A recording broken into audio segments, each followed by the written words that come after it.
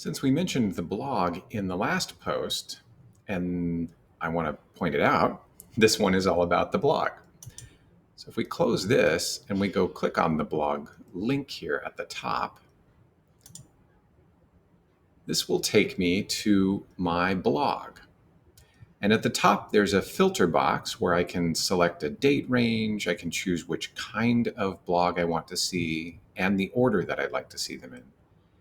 I can also turn on whether or not I want them viewed with cards, or if I turn that off, as a list.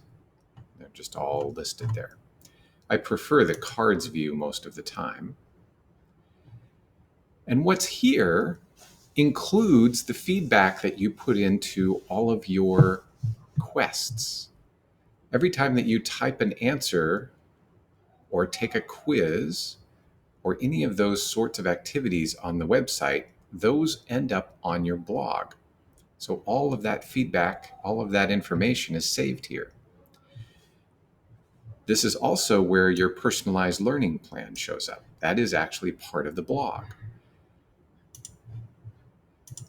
And you can add new posts.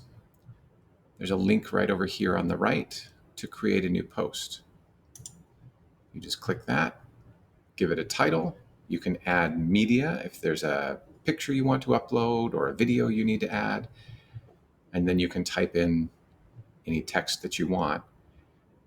Down at the bottom, there's two important things here. One is the sharing setting. Do you want this only for users of our website here in NoLit Labs? Do you want it shared only with me and Mr. Marzouk as the admins? Or do you want this public for anyone to be able to read when they come to our website? You get to choose. And over on the right here, there's a little floppy disk icon. We don't use floppy disks anymore, but this is kind of a universal save icon for save buttons, and that's what this button is.